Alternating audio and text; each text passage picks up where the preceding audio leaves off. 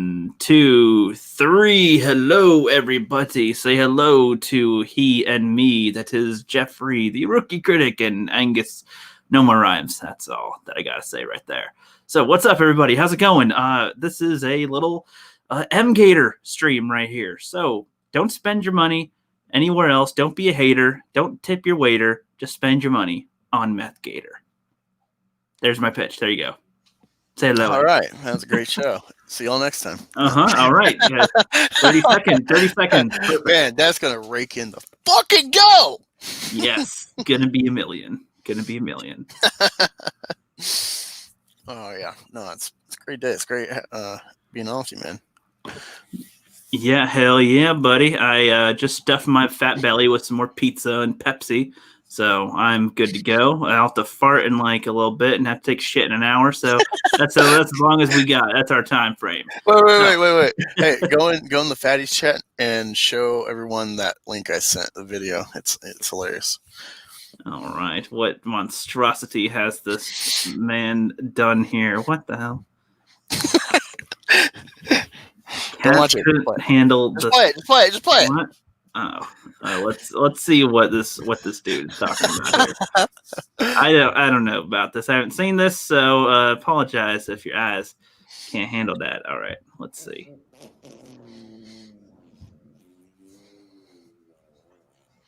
What the hell? Mommy, no, honey. Oh, what the hell?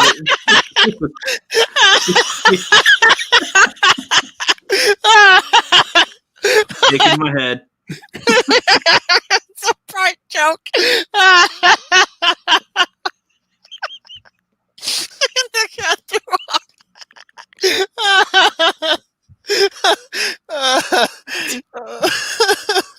Tisk tisk boy.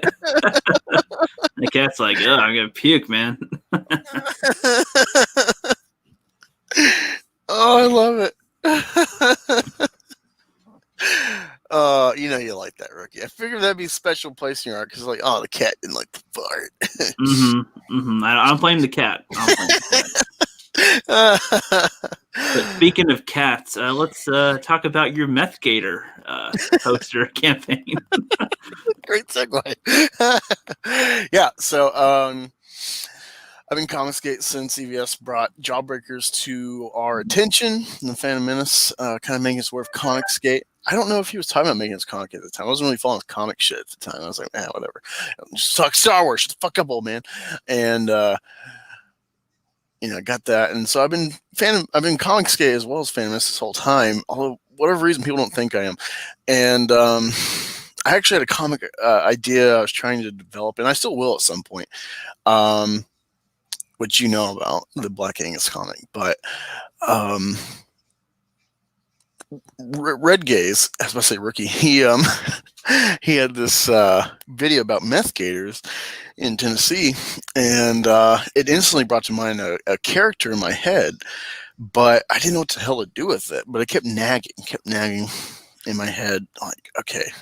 I kept thinking, like, how would that work? It's just kind of a joke in my head. And then I figured out the science, the sci-fi explanation to make it work, and now we're here. Now I'm pushing Meth Gator. Now I'm writing the story, trying to hammer out the rough draft. A whole bunch about, the whole 4-issue story I want to do, to start and everything. Wanger's read what I've written, and he likes it. So I feel really confident. Being Comicsgate this whole time, there's a lot of shit that I myself as a customer have backed that I don't even get updates about, like, what is the status, why is it taking so long? Just as far as I know, keep the money run. Not Red Rooster. I was lucky to be broke enough to not afford to back that, and thank God. There's so many things in Comicsgate I either couldn't afford to back or just like, I don't know. And then it turns out they're phonies. They turn on Comicsgate. I did back Big. You could have gotten Lone Star. I did read it. Someone sent it to me for free, and God, I'm so glad I didn't pay for that shit. I've seen some of the bad stuff or the bad fiascos, and I've backed stuff I haven't gotten or seen updates for, and that's what inspired this. With my comic Meth Gator being, in the works, I don't know what the page count's going to be. I have like an idea, but we'll see how it whittles down, or new things that come to light to wedge into the story. So I don't have a page count yet, and so I'm not going to get interior art when I might edit and then add something, and now I got to redo that, or just forsake that idea because it's already in stone. I paid the money. So this is preliminary art from Comicsgate or Comicsgate friendly people. To get you hyped up, to get you something in return while I'm asking for money to hopefully go into the comic. Of course, I'm only a couple days away from the end, so it probably won't hit the funding goal, but it's flex goal, so I'll get the money and I'll print these images, especially after I get the coloring done on this is another piece you're showing. My goal, as someone not tested in Comicsgate and with everyone jaded, is to do this experimental project and earn backers' trust, especially, I think, if I fulfill not even hitting half the funding goal in a timely manner. People are going to notice, wow, Angus fulfills, and I'll get more people being like, yeah, back him, man. He fulfills regardless of funding. Of course, comic, it's good. I'll try to fulfill, but if I don't get funded, then it will take longer. But I'll be upfront and clear with you about that. And I think that's what we need. We need constant transparency from the creators, because people are investing in you. It's not just, oh, I want to buy a comic at a store from X company. It's no, they're throwing more money for something because they believe in you. It's not just IP at big IP named company. This is they're helping to make your creation come to life in a way.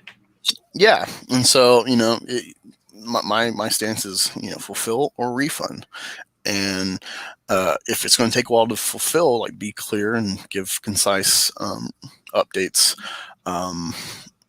with a good schedule, I guess, every, 2 weeks, every month, whatever, make it clear, how you're going to update and all that. And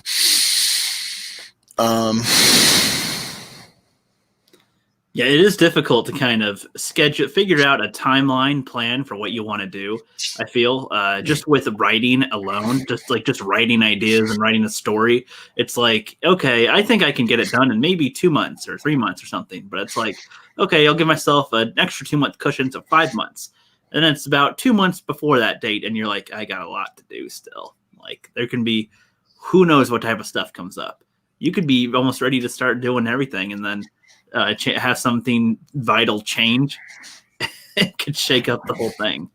But that's, I think that's a good point what you're making with having the consistency of what you're doing, and if you don't make the intended goal that you want, if you still fulfill, then you satisfy the people that did back you, and you have good word of mouth that you can do something even if it's not your intended goal. So yeah, after I get the coloring done for the last piece and print everything, if I have any money left over, it's just going into the main creation of Meth Gator.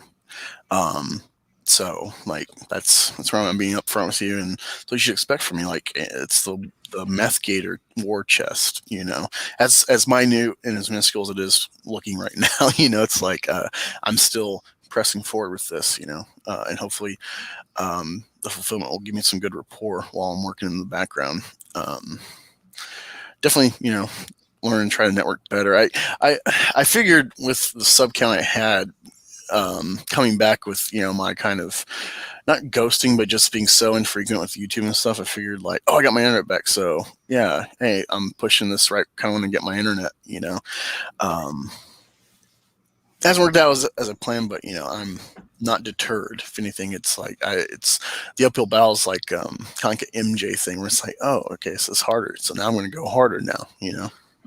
Yeah, well, I mean, once you establish the consistency of being on YouTube again, and then once you have more frequent updates on your Meth Gator stuff, I think people will be able to follow along well enough. They'll catch your drift. They'll get hooked in line and sinker. They'll start to go, okay, you're coming around these areas, and you are posting around here, so we can catch your videos here, and we can catch your updates as well. So that'll go hand in hand as it goes.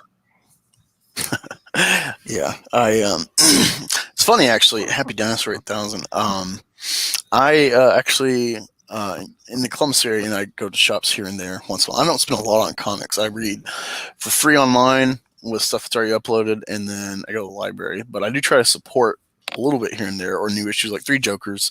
I got a couple of shops I go to, and I go to one in Newark outside Columbus, and that guy, we had I bought like 2 comics. One of them was just an old like 4 or 5 year old graphic novel collection of like 5 issues, and an old Batman comic, and I was there talking with him and other customers for like 5 hours. It was great. It's like bro talk, politics, comics, everything, and it felt great. So I definitely suggest going, if you're in the Columbus area, go out Newark, go to, I think it's Comic Shop Plus, what it's called. Great customer service. He's really friendly, knows his stuff, very knowledgeable. Kind of neutral about Cogsgate. I've talked to him. He's willing to do different deals, putting the posters or the book in the shop. I'd say do the poster first, at least. Yeah. See if people get some of that meth Gator going, or have them put a tally if they want to get a book. Yeah, me and him kind of disagree, because I was mentioning kind of something I forgot about for a while, and I didn't realize I unlisted the video, but I think it was when I was trying to get monetized, and I'm like, what the hell? And, I didn't realize it was my watch time from the streams. Unlisting took away the watch time, but I did a video response to Doug Ernst. I saw a video of his having a big issue with Rob of Comics Explained. So he was saying something, and I don't think Doug Ernst really understood what Rob does with his Twitter. He kind of just poses questions and gets that feedback about a topic, and he might do a video about it or something, or at least on his personal channel. And he was talking about, like, why do we need digital, or why can't we just do digital, or do we need comic stores or physical media or whatever? And I kind of brought in both the Comicsgate and Fandom Minutes perspective of, like, look, they just edited at that time Lilo and Stitch, where he gets in like the dryer or the washer, and they edit it to like a shelf of the pizza box door, I guess, because they're afraid. I mean, it makes sense. The Tide Pods happen, so it's like, hey, we don't want to be responsible for people getting killed in the dryer. Whatever. Okay, I get that rationale, but it's like they literally edited that. They edited out the casting couch adult joke in Toy Story 2, which, if you just, it's such a fleeting thing. If you don't pay attention, now you're going to notice that's gone on Disney Plus, and that's why physical media is important. So you can't edit. There's been rework done that. I think. What's that nerd chick? Tristan. You know what I'm talking about? Oh, Nerdist Newsstand? Nerdette. There you go. She did one about people were like, I don't know if it was published on, but they were editing like covers and stuff of like Wonder Woman to be fatter and shit, or like Superman to be less muscular and chubbier or something. It's like eating more chicken wings and getting some more soda. Yeah, and it's like, all right, if they're just going to attack the image, what with the ideology that seeped not just from the entertainment stuff, the fake news we've been dealing with for a couple of years, but now it's just outright in politics, and like, let's block. You can look at hardcore report on Twitter, but we can't talk about Hunter Biden's issues with his laptop and all that. That's still ongoing, blocking real journalism from being shared. Meddling, that's Phantom Menace type of stuff being brought to real life discussion. We're in full clown world in every facet, and so like that's why this topic's important. But we're talking, and I kind of got a perspective about from a comic shop owner I didn't think about, but my whole thing was like, Doug, you're Comicsgate, you have this big issue, and you're a religious guy too. On top of it, with some of these topics within the SJW initiative with media and propaganda. At the end of the day, like, did you not think about like if this really takes off, Comicsgate and Indiegogo and Kickstarter, like this can kill if it gets big enough? Tom McFarlane's already doing stuff on Kickstarter. Brian Pulido, even though he does comic stuff still, like store stuff.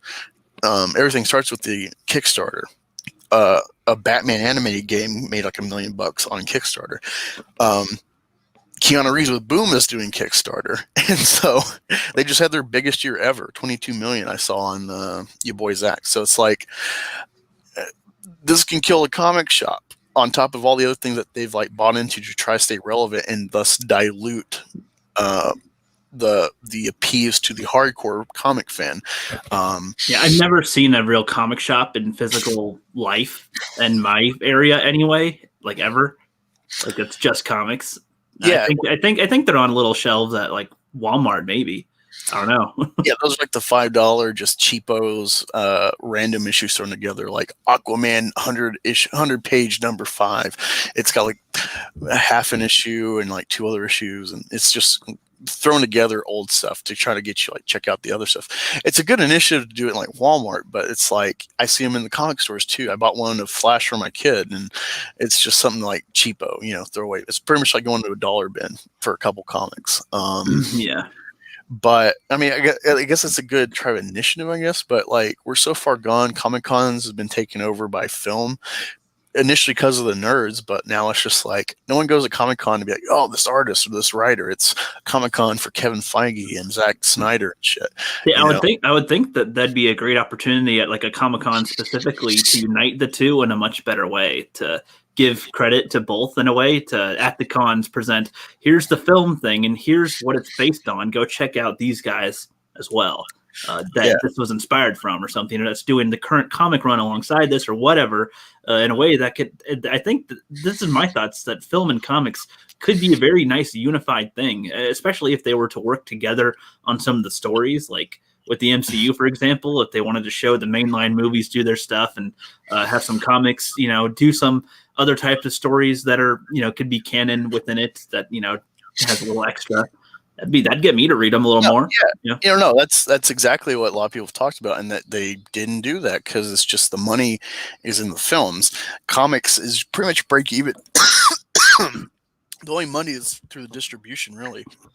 It's not really worth the time to worry for like Marvel or DC, given that they're owned by media organizations now, not just like a comic run, show. It's like a whole umbrella of other things that isn't what it specifically is. The future of comics, in my view, is of course like Image, indie stuff, of course adapting, finding what IPs you can adapt, even if it's not superhero. Be like, oh, that's a comic, and like some things I've seen where it's like, oh wait, that's a comic. I would have never guessed, But the Jeffrey Dahmer movie actually was a graphic novel. It's a true story, recount of like someone who was like kind of in the realm of Dahmer, but didn't know the shit till way later. So he's kind of writing his perspective in school, but being aware of Dahmer after the fact, filling in the blanks that he had no idea about. And it was very interesting. So you got stuff like that, but the future of comics to me is like nothing. It's all right. In some ways, just going to stop. There's just going to be IPs that are harvested, they're vaulted by X company. They'll adapt it. They might release key issue volumes or something that tie in or reflect on the movie to get you hyped, or a key story run, and maybe issue like a 4 to 12 issue storyline to coincide as a prelude or a interlude for like a saga. That's where I see comics going, and it'll just slowly dry up, outside of those companies trying to actually do something. Dynamite, yeah, they got the Cecil stuff and the SJW and all that stuff, but I don't really know what they're going to do because they like to buy random, like kind of dead IPs for cheap and then try to revitalize them.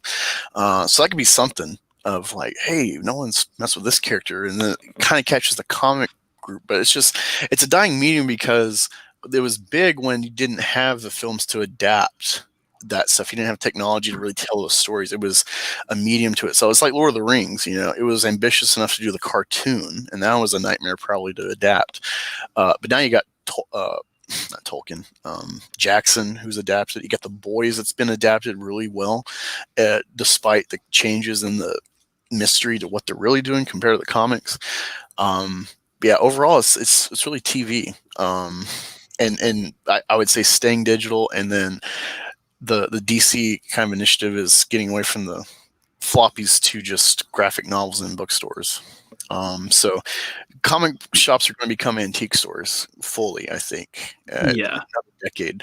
And then after that, they'll just dry up, unfortunately. Yeah, I feel like they'll be in the corners of other stores, essentially, like comic books would be. But it's like I have no suggestions for comic shops, but like even with films, I really again feel like you could utilize them in even a different way. Like if you were to have some type of subscription, maybe, and this would be a consistent payment type of a thing where before a certain film comes out, under the company. If the next Avengers one's going to come out or the next whatever, even Star Wars or something, if people were interested in that, if they were to get like a small comic ahead of time that doesn't exactly say what's going to happen, but it's, maybe some type of vague inkling, people might get their heads, turning about it. And then beforehand, I don't know. That just came to my head. Yeah, you're actually making me think about what Star Wars is doing with the High Republic. It's actually, this could be something to revitalize at least the niche hardcore fans for comics with new products. Even though everyone's, Star Wars, Disney, all that. Yeah, I get it. I'm fandomist. I totally get it. But like, people are going to kind of, you get like the fandomist types and stuff that are going to just ignore and not care, or just make videos to cry about something they're not even reading, and only like the headline and the couple scenes they show in the article. But at some point they're going to do High Republic films or shows or whatever, or miniseries, musical. and so that will lend itself to like the resell or the collection, like the collectible, like trade paperback resells of the resell to build up like, wait, I don't really know shit about the High Republic, and it's like, well, dig into this book from X writer, dig into this storyline from IDW or Marvel. I think IDW is doing some of the High Republic stuff, right? That's kind of where I'm going with it in a way. Maybe the book or the comic isn't a direct adaptation with the movie, but it's like, maybe some type of items are brought up in those materials that can expand on it more, that doesn't get there in the movie. That's kind of what the extended books are kind of for, I would think. It's to expand on what isn't able to be in the films. Let me answer Jeff by say really quick. He asks, I don't know if he's asking you as well, but for me, Marvel all the way. And not because of the MCU necessarily, although I love the saga. A couple movies I don't like, I won't own, like Ant-Man and the Wasp. I saw that thinking like, oh, what are we going to learn before? Same here. Holy shit. What are we going to learn before Endgame? And I saw that and I'm like, the tone is so lame. Like, it's, well, one, there's like no consequence. There's no real stake. They try to make it, but it's like, I'm watching it critically and it's like, there's no real stakes in this shit. It's just, oh, Ant-Man, he's silly, and the Ghost Girl, she's a villain. Oh, she's not really bad, It's just, it felt like they didn't want to commit to anything. It's indifferent. It's indifferent. It's benevolent, or it's ambivalent. It's just like a whatever film. And the cutaway scene, like the end credits, whatever, you got like, oh shit, like Ant-Man's stuck in there, and oh god, they're dusted, and he's stuck. And it's, what the, and so like the deep readers could probably know about the quantum realm, or this could tie into time travel. I had no idea. I thought Doctor Strange is going to be alive because he said in Infinity War, he's like, I'll rip it off your dead corpse. He's like, try breaking a dead man's spell. And so I figured he's quote unquote dead. He's in the soul gem, but he's still tied to the time stone because of that spell. So I thought he was going to be, quote unquote alive still somehow. I thought that was going to be the twist of time travel. Yeah, but he gave, right. But he gave him the thing willingly, so I don't think it works. Yeah, well, I thought he would be part of like, some sort of trickery with his magic. So they totally didn't go that route, and I appreciate that. Like they didn't, I don't think they really fulfilled anyone's guesses. Right. That was cool. I like that, but yeah, so yeah, Ant-Man and the Wasp, Incredible Hulk, Captain Marvel. Those are films I'll like never own. I've seen Captain Marvel. I don't hate it like everyone that didn't see it because of SJW, of random stuff that didn't really tie to the film, or like the attempt of feminism, or the deleted scene of like the Terminator-esque, crunch of that guy's hand because he's a misogynist. None of that. It was, there's things that are enjoyable in that film where it's like you get some Guardians of the Galaxy kind of vibes. You're like, oh, you're getting a bigger awareness of like the space element of MCU and where it could go. But then it's just so blah, everything else, and Sam Jackson and the Skrull, like who cares? So it feels like that on them.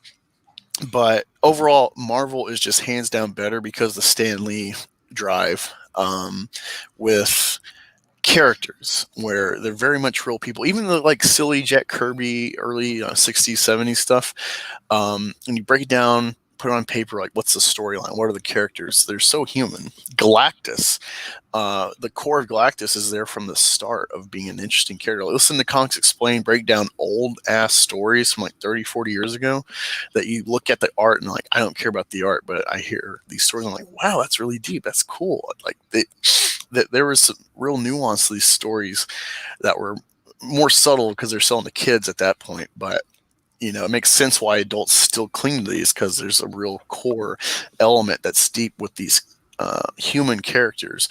And Batman really is a Marvel character in that. Where's the trigger? In that kind of view, he's a very human character. He not just because he's like the top guy in the pantheon of DC characters, but like he really is like a Marvel character in how he's made and the drive to him and stuff. Besides the darkness, him and Punisher are very similar. The one thing I would say about Batman versus Punisher, and I see this in the show, his drive of like his dead family, I'm like, it works so well for Batman, but Punisher, it's like, okay, as tragic as it is, like he's an adult when this happens. At some point, a guy moves on and just accepts being a widower or gets a new chick and starts over for their memory. I get that he's a Punisher, for the memory, but it doesn't grasp me as well as Batman, because it makes sense that Batman could live this life with this motivation because it's imprinted on him as a child. And so that's the difference. And I see that flaw with the show Punisher, where it's like, I don't quite buy that someone would be like that. But aside from, I guess, schizophrenia or something like that, I guess, tied to it, but just the actual motivation, I don't. Even though I love Punisher, overall, like him to be just this brooding, this drive every day, his dead family, I don't buy it fully. But yeah, overall, like, get over my rant. DC, they have cool concept characters, cool powered characters, but I don't care about the actual character without his suit, without his ring or whatever. That's what Marvel does. Of course, Marvel's had duds or just uninteresting stuff like Black Panther. He's going to be Black Panther regardless of any kind of threat to Wakanda or some catalyst. The only real twist would be like him to refuse Black Panther, and then you dig into that and be like, ooh, like how's he being like this hierarchy but not accepting the throne or the suit? Otherwise, he's just going to be that role. It's no challenge. It's not Spider-Man where Uncle Ben impresses so much on his life going forward, kind of like Batman. So that's kind of where I'm at with DC versus Marvel. I'll read some DC stuff. I'll check out some big stories, but it's really just Batman I care about. And I don't really like the Bat family.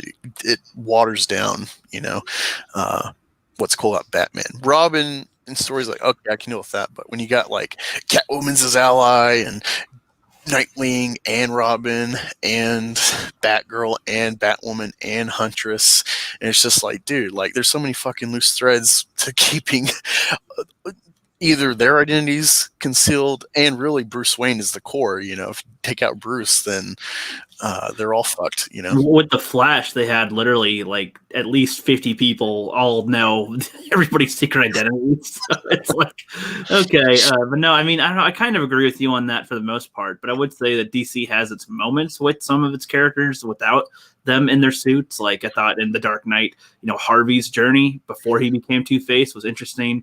A little bit to see him develop there. Wonder Woman, when she's not in Amazon mode, I thought was decent. Aquaman, I don't know, he's a little iffy on that, but that one's a little more tougher to judge, I guess. Bruce Wayne, yeah, I've never cared about the Bruce Wayne character that they always show. I never am like, I like watching this guy. I'm just like, I don't give a shit.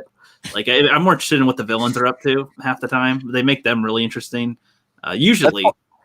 That's probably the biggest failing in Justice League, with all of its failings and the corporate mandates and shit to just chop that film to hell. And, Zack Snyder stuff. It was Bruce Wayne. It was like, he was so cool and like James Bond-esque, which is what Bruce Wayne should kind of be, is this playboy billionaire, It's Well, it's like it's his actual like secret idea. It's his actual like mask to dissuade you from ever thinking he's Batman. well, it's like if they had some interactions with Bruce Wayne with some other characters as Bruce Wayne, or even whether it's with a villain character or with whatever, maybe have him a little bit out of his element as Bruce Wayne. That might be more interesting to see. But he's always at a party or a gala event or some crap, and it's like I don't care. Like this is stupid environment to see him in. I know that's where he'd be, but it's boring. And they do that in all their DC shows. Like if there always is like some type of artsy event, and it's like, is this what everybody does? Is this what they think everybody does? I don't know. Well, he's an elitist. He has to play the part. But still, it's like, do they not do anything? You're telling me that all rich people just go to a place to hold a wine glass or something? Like, I'm pretty sure they can do other exciting things, or be the odd one out of the group that can do exciting things, or have them out of their element in their persona, in his Bruce Wayne form, which he's more Batman really, but that's the Bruce Wayne is his mask. I mean, I don't have that.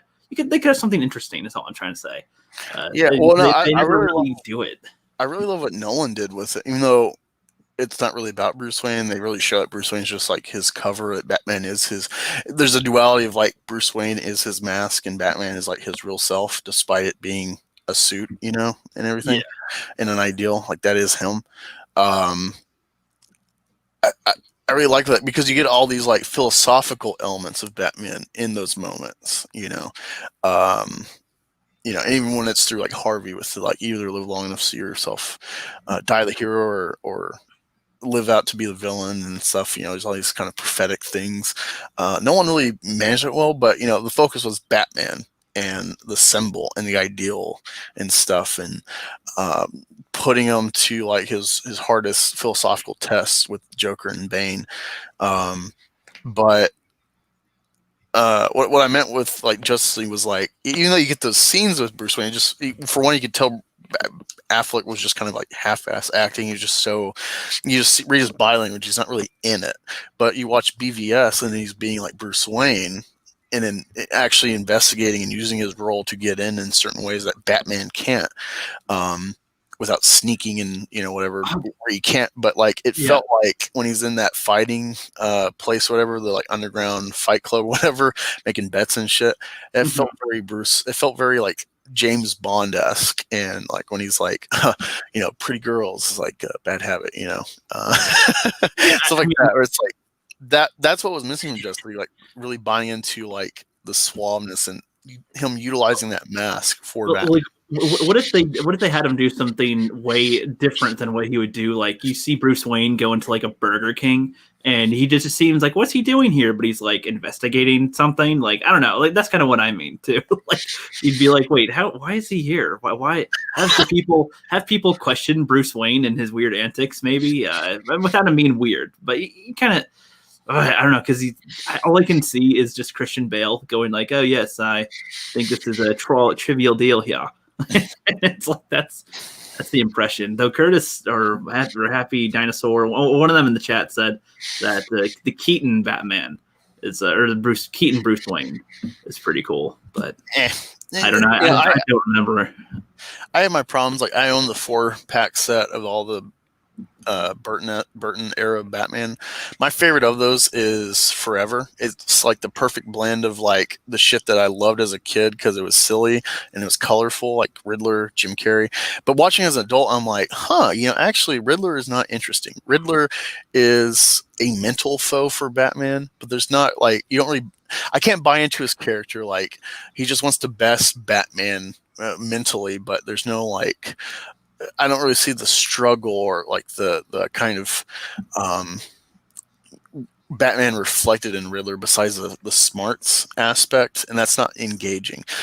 Jim Carrey actually, the way they wrote it, they made him have like emotion attached to it. I could buy it despite how silly it is. And Tommy Lee Jones, he had a small role, but it was in a Natural Born Killers a year or two before that film. So it kind of makes sense how crazy he is, and it's such a different role for him. I actually like his Two-Face, as crazy and as flamboyant as it is.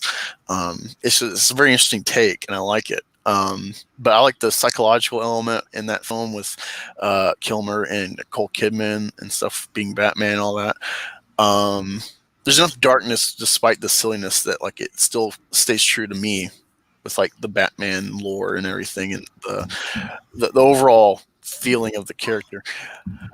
Keaton Batman, I get the hype. I get what that did for comic films after Superman being the only other one, but I don't like it.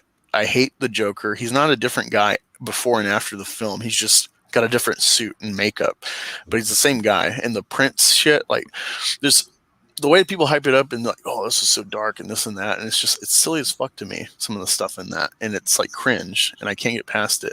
And I think it's kind of like Ghostbusters. It's like Spaceballs. It's one of those nostalgia films that it does have things that legitimize comic films and stuff, and that everyone's built off of, but I think it's overhyped because of it was like the only thing in town after Superman, like a decade later, and yeah, it was just like there wasn't a lot there with the comic era or the comic side of filmmaking like that. So I think it gets overhyped because of that. And the surprise of Keaton playing a dark character when he's like a comedy guy, I think it makes it live more than it should in people's hearts. But I think it's a lot of nostalgia. Like I grew up with the Dark Knight era, but I can 10 years later still rewatch Dark Knight or Rise or even Batman Begins all the time and just pick out little things like, oh shit, there's just this detail that Nolan brought. And then when you read the comics, there's even more to it. We're like, oh shit, like that's in that, or they built this because of Nolan's Batman. No, I mean, I guess so. I haven't not seen enough Batman films to comment. I have no idea. So I'm not sure how to segue with that one. I don't know what to respond with. I'm trying to think of a Batman thing. I'm like, yeah, okay. I'm trying to remember Batman Begins even. I think that had Liam Neeson in it. Vaguely remember that one. With the Riddler in Batman Forever, not only is there like, an emotional driver, like I don't know if in comics he ever worked for Bruce Wayne or whatever. So I don't know Riddler lawyer necessarily, but I buy the motivation to him. Like he actually feels like a character with a drive, despite the silliness and stuff. And you could say Joker-esque. I think it was just letting Jim Carrey be in a Batman character's role, and they just let him go with it. But it works. There's enough like lunacy to him with his drive and everything. And he actually has a goal with like, the brainwashing stuff, as silly as it's presented, like that's a really scary thing. And it's like, holy shit, like you watch that plot with the Riddler and Two-Face to like plug in everyone's head and with the TV and stuff. And it's like, what is social media now? Like they literally have psychologists to help them program things to be more addictive, to keep you on these platforms and everything, to like meddle with the algorithm that you're seeing. It's not the freshest thing. It's like, what is your pattern? Let's prey upon that to keep you looking and to keep you digging more and reacting and engaging. And so it's kind of prophetic. It's Orwellian. Like people talk about 1984 is, of course, a great example of like fiction coming to life that's so scary it's dystopian, but no one talks about that plot with Forever because they think of the silly shit, they don't put it in the same realm when it kind of really is. Yeah, I guess so. I gotta be honest, I think I might have seen that film, maybe. I don't remember. I kind of blend them with the Batman and Robin or whatever one had Arnold Schwarzenegger in it. I kind of mixed them together in my head. I don't remember which ones. I remember the Penguin one with Danny DeVito or whatever. Yeah, that's Returns. That one just because of it's like, oh, he's a penguin guy. Yeah, I think Batman Returns is better, even though it's kind of cringe silly shit with with Catwoman or oh my god, it's like meow. It's like, Christopher Walken with that ridiculous wig and shit. But like, despite that, truck full of litter she happens to fall into. It's like, oh, okay. Well, that was just kind of tongue like, hey, we're in a comic. She's a cat lady, It's like, like an open truck with litter and I don't know. Oh yes. Yeah, I do like, watching in recent memory as an adult with being on YouTube and watching criticism stuff. I really like DeVito's character. And like, I don't know if it's like that in the comics with his character, but that similarity to Bruce Wayne, where it's like Bruce Wayne lost the parents that loved him, and then Penguin had parents who chose to throw him away. And so there's like the duality and trying to find his parents and shit. And ended up, he's still a villain, so he uses that to his advantage in his plot villainously and everything. But I'm going to attach bombs to penguins and walk around the sewers to destroy the population. yeah, the only thing besides some of Michelle Pfeiffer's shit, which of course she's sexy in that, but it's some cringe shit. But the only thing I'm just like that I can remember in Returns versus like the first Batman that I'm just like, ew, is like oh, we're gonna like steal babies and shit, and then like just the goons are like, hee, we're hopping the sewer, and then there's of course Penguin to save the day, to like win people's hearts. But Happy Dinosaur says, speaking of fiction coming to life, I want sex robots in the future next Sunday. I think he's saying Sunday AD. Is that I think I saw that on CBS when they, it was edited, of course, but I think I want to say that, or maybe it's 6 Day, or I don't know, but I want to say it's a Schwarzenegger movie. Yeah. Curtis Fizzy says, how could you hit me? I'm a woman.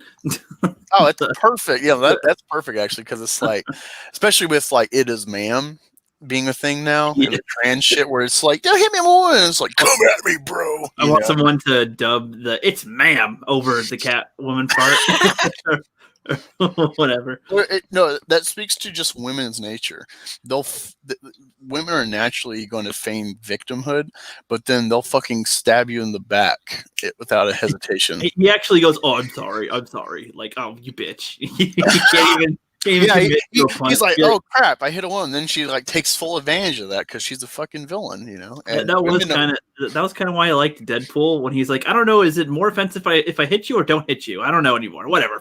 I was like, yes, thank God, because they always go, oh no, she's a woman, don't hit her. Oh, she's a woman, she could take it. Okay, whatever. I do love Gina Carano in that, where it's like her boob pops out. He's like, oh, your breast, and she's like, oh, that is so sweet thing, and she like knocks him the fuck out like right after. Yeah. It's like, well, what are they going to be? Our friends now have tea and coffee? No, yeah. But that was great. I love that kind of a thing. But I don't know. So I guess if we're gonna roll this around a little bit, so Jason David Frank, I think I told you about this. I don't know if you watched my video on it a while ago. He's been trying to save comic shops by going to make appearances here and there to have him bring business there by being there. I thought the sentiment was nice of him to do that, because a lot of people are fans of him and they'll support the comic shops that are struggling. But I don't know, just your take on celebrities. If celebrity appearances at comic shops would help them, or totally. I don't know. I see some artists, they'll do like eBay flip sales, auctions to try to, like, hey, this money's going to save comic stores because of COVID. But like the people they're appealing to and like they're staying in line with politically and everything, these are people that don't really fund fucking comics. These are the people are just like, a sexy woman, or this pose is physically impossible. Give her a chocolate bar. Yeah, or whatever, oh, the misogyny, sexy, all this stuff. Like, they don't actually buy, they just look on Twitter or Google Images and they'll pick it apart and cry misogyny and shit. They don't buy comics. They're not interested, but they get loud and they try to appeal to them, and they wonder why comics are failing while they're dwindling at why, like, I don't know how many runs that like Jim Lee said, like, oh, we're cutting down because these are only breaking even or less, essentially losing money by printing them because no one's buying them. Like, and so you got these people like they're trying to save these shops that they're putting products in that no one buys, and on top of it, they're like 100 comic stores dying, and there's like, don't pirate stuff, pay your artists and pay the people that make these products. Don't read it for free online, but then they have libraries, buying copies of new stuff. And so it's essentially the same idea. It's just you're not going to the library to check out the purchase thing for the public. You're just reading it for free without getting out of your house. So I don't know, man. It's like pouring water in a holy bucket, like what's the point? Like you just fundamentally don't see, like it's the socialist method of like, oh no, like let's pour money into it. That's what happened with Obama during the recession with the stimulus. It's like let's print more money. It's like, okay, well, yeah. I mean, I understand that aspect to it, but I guess I meant like JDF was trying to, he was bring people to the store. I get it. Yeah, with the store, like celebrities going to stores to bring people there, and also business, and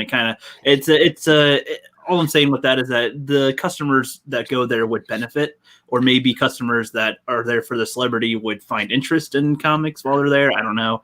That's kind of where I was going with that. I don't know. Isn't this guy a Power Ranger guy?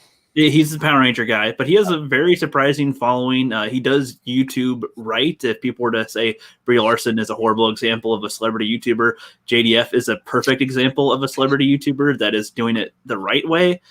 He just posts things like poems. He posts behind the scenes stuff when he's backstage on projects. He sometimes goes into fan projects or non. I don't know if he gets paid, but he makes appearances in certain things and events, and he's always he's the guy at a comic convention that will give you the time of day. Won't just, oh, here's your signature and fuck off. Like he'll actually give the people the time. I don't know.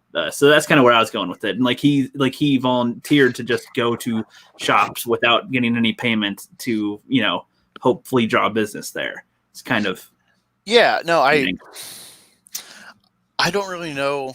I know they're making Power Rangers constantly with IDW or Boom, and they got like a crossover with TMNT here and there. But I see them in the store, but it's just like no one's buying it. At least, where I see, and I'm just like, I don't really know.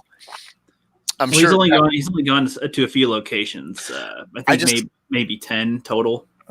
Given his draw, I just like what he's famous for to draw at people. It's like I think most people are going to see him because they're Power Rangers fans, not because they're going to read Power Rangers comics or comics. My point was, do you think if other celebrities did it, would that help comic shops at all, or would that be a complete waste of time? It depends. Yeah, Jason Momoa doing that, sure. Ben Affleck, Kevin Smith. Even though I don't like Kevin Smith, he's got a history in comics and stuff like something like that. It's got to be pertinent. Yeah, like Robert Downey Jr. goes to a comic shop just to hang and sign people's stuff if they want, take a picture, whatever. And it's at a comic shop. Maybe people will buy a comic, maybe they won't. I think the pictures that are taken. I don't remember how he raised donations for whatever. If he's charging people to go to him for that, but he just gives it to the shop. I don't remember the specifics. But it was. It's better than nothing, I guess. But I think really you got to plan that. Just to finish off the whole thing with it, it's like considering comic shops are dwindling down. I guess my assumption would be with the few hundred that might be left, if that was something that they would do frequently, have celebrities stop by their comic shops a few times a month or in the year or something, different ones for different comics or something. That could help sustain some of them, maybe? Question mark. I think, like I said, it was like Morrison, but I really think, like for Power Rangers, like if they tie him, like, hey, let's do this Green Ranger story based off of like his run as that character. If you have it like pertinent with a product, I think that could help. But just by themselves, random and stuff, especially with the Corona and, like the most people are going to notice this stuff, I would say, are a lot of the people on social media that aren't really into actually comics. They just, get in the conversation about something, but it's really a bigger thing than that. I don't know. If there was like, hey, we're like making a story based off of Downey Jr.'s run as Iron Man, and we're going to like build off of that in some kind of in between story, kind of like Rogue One for Star Wars, something like that. And he brought him to like tour some shops, but just It might help X shop for a day or something for a week's revenue or something, but I don't really see it, especially the Corona thing and everyone pretending to be scared from it and stuff. Like I don't know. Yeah, well, I mean, he vouches too. He's like, wear your mask and social distance, be safe, and stuff like that. But it's like, I don't know. I feel like he's got the heart for it, but I don't know if it'll actually, amount to anything. It's kind of too little too late. This is something that should have been they should have been doing like 10, 12, 15 years ago. It's like because a mini Comic-Con meeting, but without it being a Comic-Con, I guess. Well, because like Marvel, I guess essentially went bankrupt, and they had to save themselves by selling off the film rights to Spider-Man, Fantastic Four, X-Men, and stuff.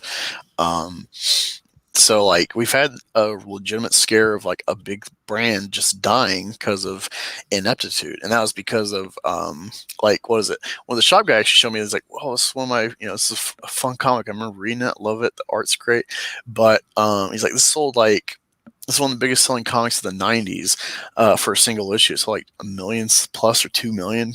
But he's like, they had so many variant covers. This is when there's all the speculation about variants and stuff. And so a lot of the sales were not because of the fandom of the story. It was because of the collectability prospect. And so you had, when nothing was panning out, it just collapsed. That was the market. And now you got something like Dynamite. That's all they do is all these variants. The draw is not the character. It's just these, oh, we got this artist on this cover for issue blank. And you open it up and you're not going to remember the story. It's crap. And right. So like, yeah, there should have been a lot more investment before, like with Comicsgate. This would be a great way with Comicsgate coming out. Like this would be the way to fight Comicsgate. And I just cry about it on Twitter, but actually like invest in the stores when we're talking about this. And it's like, no, the store's going to do great because we're invested with them. But like the system took the shops for granted, and now Corona happens, and it's accelerating what we've been talking about with this flawed system. And Diamond being the monopoly of comic printing. Yeah, I know what you mean. I guess where my head goes when I see somebody like JDF do that stuff is like making the comic shops not just about the comics that are there, like not just in a way, an entertainment shop, I guess, that has your comic section, of course, but it's got other. Like the way I've seen it as like a mini Comic-Con type of a thing that's not a super duper event, but it can bring some extra enjoyment there if you get an actor or somebody to drop by for a bit, do some stuff, hang out with fans. I don't know, something along those lines. So like there's a film that comes out with them or a comic and whatever, they can make it sort of events here and there.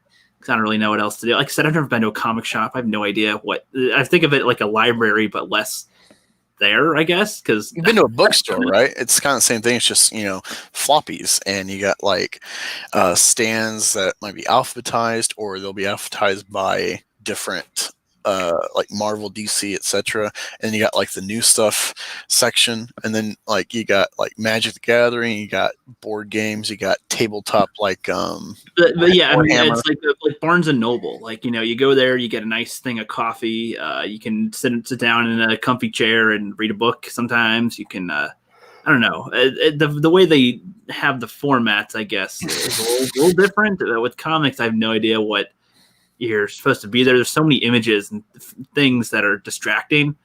I don't know what I'd focus on. Like, I wouldn't know what to look at a comic shop. Yeah, well, that's the thing. Like when I go to like, there's one north of Ohio State on High Street, and they got so many collectibles and stuff too. So it's like you're gonna be there all day if you're like into this culture of collecting and reading and stuff. Like you're gonna be all day just like taking in like, oh, you want to see everything there. So you're gonna be there a while, but like actually walking out with stuff is depending on your expendable income, disposable income. Like it's a lot of times it's like, man, I'm gonna look on eBay and see if I can get it cheaper. That's me, the collector. I want to help the shops, but it's like they gotta make money, so they're marking up what they think the collectible's worth. But then there's people that got it cheap from whatever they bought at Walmart on sale, luckily, and now it's valuable. Whatever the case. So I mean, it's a really good catch-all for collectors of comics collect toys and statues and stuff, and MTG, different games and stuff. But it's just people aren't interested in that. You got video games. Video games definitely. It's like, oh, like sure, I can get this statue or like this toy, but now it's like I can play Wolverine on all these different games. You can get more substance out of a game than out of a statue. And then you got social media, you got YouTube, you got, instead of actually collecting, you just got like, let me rely on Comics Explained to tell me everything about a comic, and I'll just enjoy vicariously and hear all the details without reading myself, see a slideshow or something. Like, it's just always things in life, the way the NFL's blown up with watching, like, not just relying on like only seeing 3 or 4 games prime time, but now you can see all 16 games a week, NBA, theater, streaming, video games. Like, there's just so much stuff that, like, the comic niche, it's like, well, I read this, I can just wait for them to make the movie. And, that's just, we're in such a frivolous culture now. And it's kind of like porn, all right? So porn used to be like you devoted a set little time, a secret time, physically buying it, storing it, hiding it, or whatever, the Playboy collection that your dad or grandpa had. Now it's like, oh, pull up Pornhub or OnlyFans, whatever, on my phone for 5 minutes, and I'm done. Labeled a junk folder if you need to save anything. Yeah, and you got shit like that. Same with music. Like, for me, I wasn't able to get into downloading whatever song I wanted way later than everyone else. So, like, I was the kid that, like, I had to save up my money for putting on a Walmart card to buy something that wasn't in the store for full price. So it was a long time till I got a debit card in my own bank account until I could actually buy like Amazon and eBay cheap, secondhand stuff that I wanted. But even that diminishes like the love of building your collection, because you're taking your time and you're looking out and you got a focused goal. Now it's like, I just bought Black Sabbath, We Sold Our Soul for Rock and Roll album for like $5 on eBay just recently. I'm waiting for it in the mail. It's like, and then of course I can download it, go on YouTube on my phone and listen to it in my car while I don't own the CD. So that's the way comics are now, and on top of like, well, you just got the movies. Like, it's just, there's so much that I think space is a huge factor as well. Like, if you had to keep your CDs and your comics and whatever, that's a lot of space you have to have reserved for them, and it's like you just have it like accessed anywhere, anytime from whatever device. Yeah, Happy Nasser. Yeah, I meant to answer. Yeah, I think DC is going through Midtown Comics. So like the shop I mentioned in Newark, they don't carry DC unless it's like the graphic novel stuff, I guess, still through Diamond or whatever ordering they do. They don't carry new DC shit because they're going through a direct competitor, and instead of Diamond, and you have to order X amount to order. And so it's like I'm funding competition, and so they're just like DC's shooting themselves in the foot with the shop system. Depending on the shop, there's might be some shops that are devoted to like, we're a DC community, but overall, like, Marvel's got the market. They're like 50+% share of comic production and fandom and stuff. So I don't know.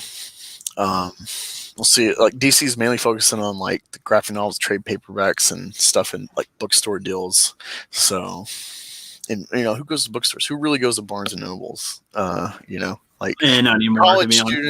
College students buy, where it's like, oh, I got to find this book, or I got to find this, like, for whatever reason, you got to read like Art of War, so you'd go to the bookstore to buy it because the bookstore on the campus doesn't have it. Shit like that. Do I fear Comicsgate books getting pirated? Not really. Most people are just doing print. And even if they're doing digital and it's re-uploaded, like, only the Comicsgate people are going to be looking for it. One thing, talking to the comic shop guy, he kind of, he talked about like the hype for Three Jokers. He's like, Comicsgate isn't trying to get on board with local shops. You might have onesies and twosies creators that care about their local shop, and so they'll go to their shop and be like, yeah, they're part of like selling my comic. Comicsgate's working with that shop, but like, there's not like a system of like, we're indie trying to come up into the system. And so he's talking about Three Jokers. It's like, why is Three Jokers getting hype and people are, ready for it? It's in the shop.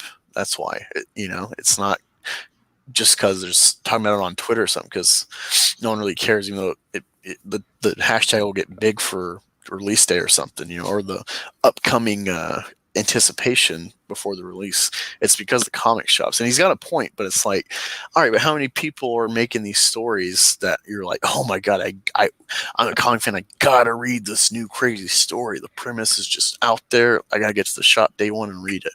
Like, you're not having that anymore. When it used to be, there was these stories of these writers like, oh my god, this writer's or this artist is going to this title. Jim Lee's going to X-Men. Oh my god, the Spider-Man guys went indie. Savage Dragon. Like there's so many factors that is stacked against the long-term effectiveness of comics. It's already niche. It's already, for the sweaty neckbeard basement dweller, stereotype that's really deep into it and not chasing girls or doing anything else, working out, whatever, stereotypes. But unfortunately, it's just a dying art. I think maybe here and there it can come back like records, where in the future, like 20 years later, once they're kind of just completely fizzled, let's go back to this retro medium. But that's like, you don't really see. I don't really see like records besides collectors. Like Tool fans, like, oh, let me get the record of Tool.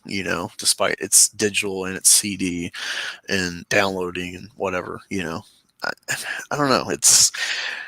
But yeah, ultimately it's the culture. It's not even about niche and stuff and other competing things for your attention. It's just the overall culture. Like, no one collects. Like, there's a reason that Disney Star Wars isn't really focused on toys, not just because the movies aren't resonating for the fans, but like overall, like kids today, like they're like, oh, let me buy Minecraft toys, if they even buy that. It's like, what the fuck's Minecraft as far as, oh, let me collect this because it's, really near and dear to my heart. Like no one has that. We've lost that. I talk about like the porn with Playboy collection or Penthouse, whatever. That was a thing that you might pass down to your son, or that you would sneak into dad's stash, whatever.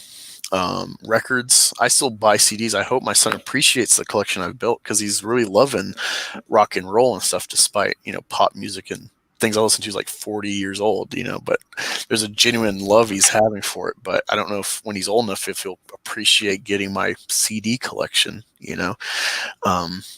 so like that's really where we're at. Like there's not a culture anymore of like cherishing collectability and whatever you're into. Like who goes to army surplus shops anymore? That used to be something cool. Like, oh, I got this thing and I like to run around in this army hat. Or like, no one does that anymore. Kids don't do that. No one, you get them a cheap little clickety gun at Dollar General, and then they phase out and start getting into video games or whatever. Like football. Even though kids still go through football or basketball, no one's collecting cards. I think it's not just comics. Comics is definitely something like in the here and now. You can see like the market and the future is like dead. Yeah, I mean, seems like it. I think there's a lot of things that go into all that. I mean, yeah, I feel like it'll just be a relic, as you said, but relic in the terms of they'll exist, but not in a functioning way. I suppose. Yeah, it's and the thing too is like only guys that have already like been aware and made their money are going to like sustain these essentially antique stores in the specific realm of comics. Yeah. And so it's like it's going to be like, oh yeah, like anyone's within 3 hours of a shop. It's going to become like, oh, I got to go to like Iowa to go to the shop that might have this one issue I really want. That like now is like $500,000 because it's just like everyone just threw them in the trash because they went out of business. No one bought the shit. Now it's collectible because of just rarity of condition. Like it's weird stuff, and I don't know. It's kind of enigmatic of everything, like the internet boom. It was like, whoa, like what is this? And then it leveled out. Comicsgate, of course, EBS is like making money because he's earned like the rep to do so with his, and also having a really great product with Cyberfrog. Aside from that reputation he's already built with 2 decades in DC and everything. But like the initial wave of Red Rooster, of Cyberfrog, of Jawbreakers blowing up, and like, holy fuck, these indie things made 6 figures, 7 figures. Now it's like random guy that likes comics, like, well, I got an idea, let me try it, let me throw it together. With the money I can get, I might get lucky and get seen on a show, and I get $20,000. But like, it's like the gold rush, It's like those first couple people found like huge fucking nuggets, and now, a year later, everyone's coming in the summer to pan gold, and no one's finding it now because everyone's there. And so that's kind of the problem, at least in the current state of the infancy of Comicsgate, is like the initial rush is gone. Now everyone's doing it, and so it's like you got to see where it settles. What the real market is. Let's try to make this baby a nice gold nugget, and let's close out by doing a little refresh on your meth Gator. Yeah, I don't know. Like, what do you want me to get into exactly? No, I mean just just another quick refresh on meth Gator to back your poster. You got a couple days left. Yeah, Doesn't be the whole thing like before, but Yeah. I got the 4 posters you see. Ori from Wicked Publishing or what? I'm not sure. They're kind of like a Comicsgate tangent. But yeah, he's an artist for him. He did the 2. You got that one and the Shelby poster. Then you got the Isnetto piece, which will be colored and inked. Then you got the Vic King piece on the car with Shelby at the CG Mart. Each individual poster is going to be 11 by 17. They're $15 plus shipping. You can get all 4 for $40 plus shipping, which is a good discount. It's like 30% off. Or you can get all 5 signed by me for $50. So I feel it's reasonable. I try to make the prices based off of what I'd be willing to pay for the product. And I try to make the size big enough where it's worth, like, you're going to notice it on your wall, but not take up so much space like a 24 by 36. Because I myself, I love collecting. I love displaying the shit I have that I collect and I value. So most of my posters are like 24 or 36, but I only have a couple up because it's just devoting the space to it. So I tried to bring that perspective in when I made the size decision. Yeah, I appreciate anyone that backed me or will back me. You got a couple days left. Yeah, I don't know. I'm really proud of getting this all together, and proud of the artists that worked with me. I really appreciate them bringing kind of different views of the character to life. They've all been great and worked with me, paying them out. The first couple with Ari and Vic, it took a while for them to finish, and it took a while for me to pay them off with our agreed rate and stuff. Corona kind of helped, I guess, with that as kind of like an excuse, I guess. But I just going through stuff when I commissioned them. I thought I had money, but then things came up. So it's like, hey, it's going to take me a while to pay you. And they're like, okay, I'll work on other stuff while I'm waiting. But I'm gracious to them for working with me in that way. And I'm so glad of the stuff they made for me. Yep, hell yeah. And link to his Indiegogo is in the description below. Hell yeah. And thank you, Happy Dinosaur, for coming on by. Yeah, I feel like, it was a meme, and it was, kind of satire to make a point. It's a more campaign. Although I'm not always in on every, kind of wave of like, hey, we're memeing you, something. I'm like, what the hell's going on? I have to catch up with people. But there was the peasant meme and stuff, and it's like I kind of feel like that, channeled with what I'm doing. It's like, hey, like Comicsgate is grassroots, and like, hey, give someone a chance. But I really feel like, hey, I've scrounged up the money to get these pieces made, and I'm hoping, break even because I really believe in what I'm doing, and like part of me is like, come on, help this peasant make it happen, So I feel kind of like embodying that meme of the peasant, versus like big guy can just like, hey, I'm doing this, come throw me money, It's like I really appreciate anyone giving me a chance, help me go forward with this. Hell yeah, push him over that hill, buddy. Hell yeah. Hey, what's up, Ancient One? What's up, Ancient One? Appreciate you stopping by. You catching us at the tail end of this one, actually. Because we need to go to the very subway where the Rookie Critic works so we can buy cookies. If you came at this time of night, we'd probably be out of cookies by now. I got Subway like a week or two ago. Every time I get Subway, I'm like, Rookie Critic. Yeah. That'd be funny if you go, psst, do you know the Rookie Critic? Who the hell is that? Exactly. And then just leave. No, if anything, it's some like high school or college chick. It's like, just you already bought it. Get the fuck out. Leave me alone.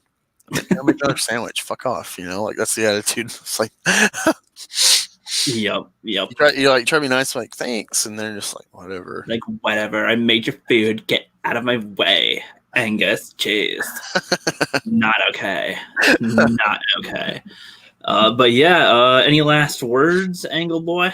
Oh well, seeing the Subway. Okay, so last time I got Subway, I had my kids in the car, so it's like, all right, the deal. There's like some meal deal where you gotta like do it online to do it, but I suggest if you're doing that, like use the Subway app and order, and then go right in line.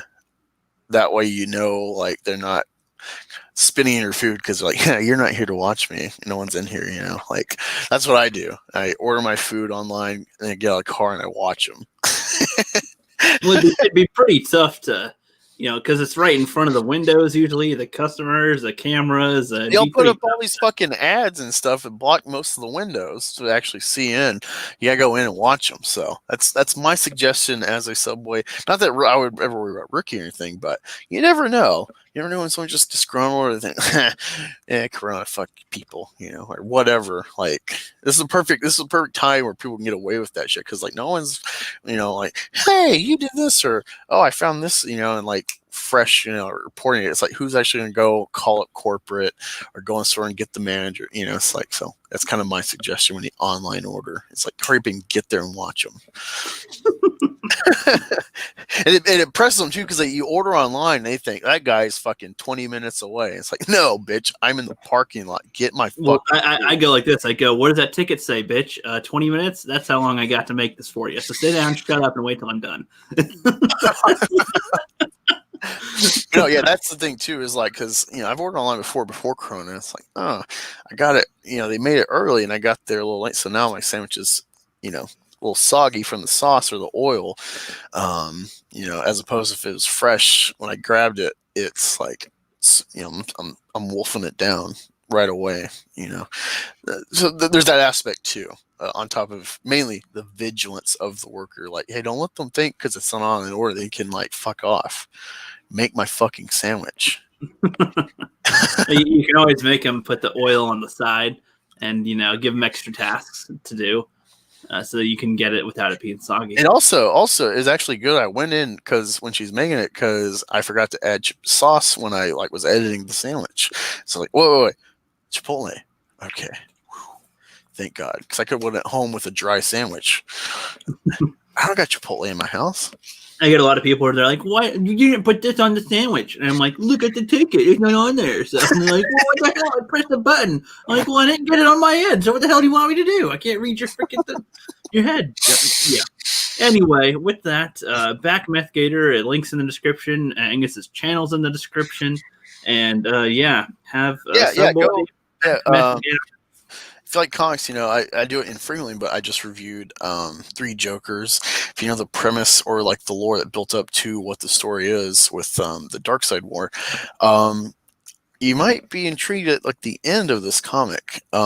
It's I would say a lot of people will probably feel disappointed with the ending, but I'm kind of like, I don't know. I don't have a word or an example. If you've seen The Revenant, I guess that'd be my best kind of like the emotion I felt at the very end of that movie. It's just like suck on DiCaprio's face with this kind of like his task is done, but like where's his emotion afterwards? That's kind of the best I can give an example of what that end of that book made me feel. And I'm not like a DC guy, like I've said, so I haven't read Dark Side War, but I get the premise. And so it's like, wait, this is the ending? Like, what? This totally changes everything about Killing Joke in this story. Like, what the hell? So, yeah, go check that out and go look at the other couple reviews I did of the series. And look forward to, I'll probably do a review. I bought at that comic shop, I bought Saga Volume 1, which I've heard really good things about. The art looks great. I love the author, so yeah, I'm excited to actually review that once I read it. Check it out, boys and girls.